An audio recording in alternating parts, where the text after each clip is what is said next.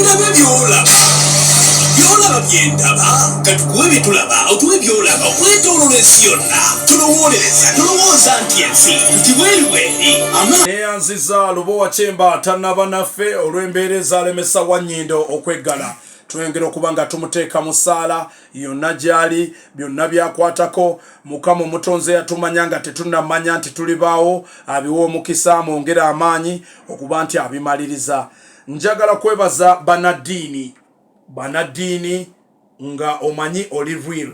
Eriyo abasumba abakola emirimu gya Mukama naye nga between you and me nga naawe okimanyi nti eno omusumba ebibye bya kiyaaye. Ne wabaawo abasumba abali real ng'ebintu bye bakola biri real. Mukama yeyongera okuba nga abawa omukisa. Kati mu kaseera kano eggwanga Uganda ffenna tukiraba embeera gye tulimu. Obwavu bweyongedde, buli omu akaaba, ebintu birinnye ebbeeyi, amafuta galinnye ebbeeyi. Olumu weebuuza n'ogamba naye kati nzirukirewa. We tutandikidde okuba nga tugamba nti kyekiseera tudde eri Mukama. Buli muntu asabire munne, buli muntu agumye munne. Mulekeraawo okunyiigira bannammwe kubanga naawe tomanyi kyayitamu.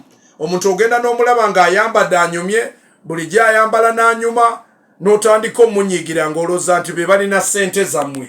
Bannange, omuntu oyo gw'onyiigira olw'embeera gy'afaanana tomanyi byayitamu, tomanyi banka zimubanja, wabula omulaba kuseka kubanga buli omu aba tayagala kulaga nnaku ye. Abannaffe abalyobi b'emyoyo, abafaatha, babishopu, ke kaseera tweyongere okuba nga tusabira eggwanga.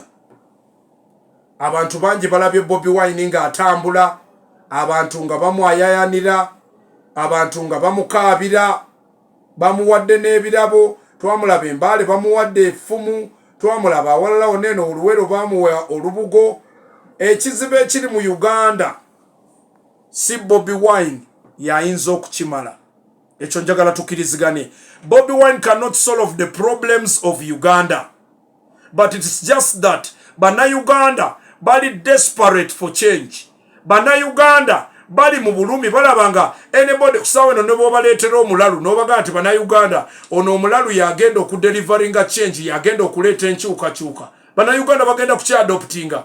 So always ngamba abantu nti Kyagulanyi Ssentamu si ye mugezi ennyo asukkiridde asinga, wabula embeera eriwo eri nti Bannayuganda batandise okulaba nti yekka yasobola okubadeliveringa, okubakyusiza obukulembeze. What does this mean? Oluwayo olukulembera eggwanga lusigala lugamba nti muzeeyi abeewo, muzeeyi tova ku main, because ye n'abawagizi be bali contented, balowooza nti it is the best option, ye muntu yekka asobola okuba nga delivering eggwanga lino. Mu kaseera kano Bannayuganda beetaaga okusabira.